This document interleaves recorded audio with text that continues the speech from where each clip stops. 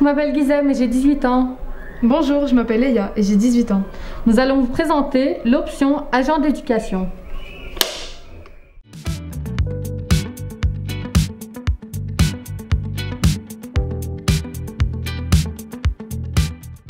Déjà, ça peut nous aider avec nos petits frères, nos petites sœurs, dans les devoirs. Et ça peut également nous servir dans la réalisation d'une activité, entre potes ou en famille. Et ça peut également nous servir à mieux comprendre ses amis, à mieux communiquer avec sa famille, ses amis, son entourage. Et ça peut également nous aider à mieux accompagner nos grands-parents, comme les habiller, sortir avec eux.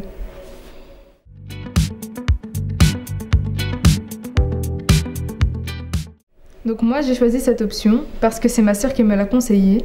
De base j'étais quelqu'un de très timide et elle a pensé qu'en me dirigeant vers cette option, ça me permettrait de m'ouvrir aux autres et c'est le cas. Moi j'ai clairement procédé par élimination, donc j'ai fait une liste de toutes les options qu'il y avait en qualification et j'ai éliminé ceux que j'aimais pas, ceux qui m'intéressaient pas et c'était la seule qui me convenait le plus.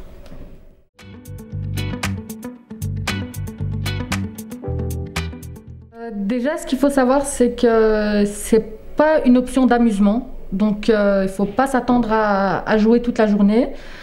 Les cours d'éducation à la santé, par exemple, il y a beaucoup de matières, donc c'est à retenir. En psychologie, c'est à argumenter, donc c'est pas impossible, c'est difficile, mais c'est pas impossible. Il y a également beaucoup de choses à savoir par rapport aux stages, par exemple, qui peuvent parfois effrayer les personnes qui viennent.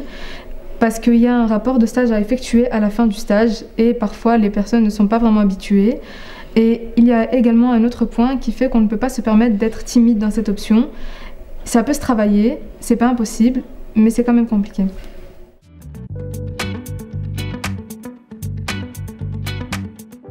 Donc moi, ce qui me plaît le plus dans cette option, c'est le fait qu'il y a plusieurs stages divers. C'est-à-dire qu'il y a beaucoup de stages qu'on peut faire dans des lieux assez différents, comme dans des écoles, dans des maisons de repos, dans des maisons de jeunes. Il y a également un stage qui est effectué à Moselle, et celui-ci est fait avec les élèves de 6e et les élèves de 5e. Les élèves de 6e vont devoir animer les élèves de 5e, pardon. Et il y a également donc, les cours qui sont donnés de manière très dynamique, et moi j'aime beaucoup par exemple le cours de psychologie de communication. Donc moi, qu'est-ce que j'aime dans le métier d'éducateur, c'est le fait que c'est un métier varié en fait. Il y a plein de tâches à faire. L'éducateur, il n'est pas formé qu'à prendre les présences. Donc il peut faire des activités avec vous, il peut faire des sorties, il peut organiser plein de choses et mettre en place plein de choses pour votre parcours scolaire.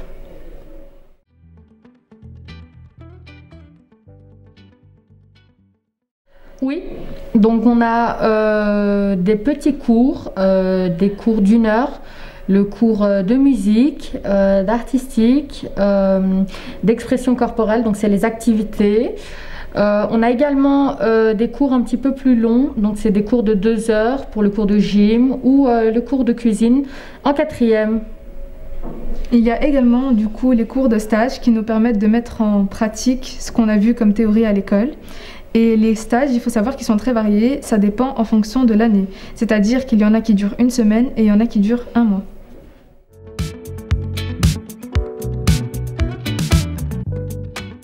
Ce qui est bien, en fin de 6e, on a 2 diplômes. Le CESS, comme dans chaque école, et la qualification. La qualification, justement, elle va nous permettre de directement travailler, si on le souhaite, après la 6e. Il faut également savoir que l'éducateur va pouvoir travailler dans plusieurs milieux, comme dans des écoles, dans des internats, dans des associations ou dans des écoles spécialisées aussi. Et il faut également savoir que si par exemple la personne a envie de continuer ses études, elle le peut. Et elle peut même devenir institutrice ou assistante sociale. N'hésitez pas à vous lancer dans cette option. Elle est très chouette, dynamique et ouverte aux autres.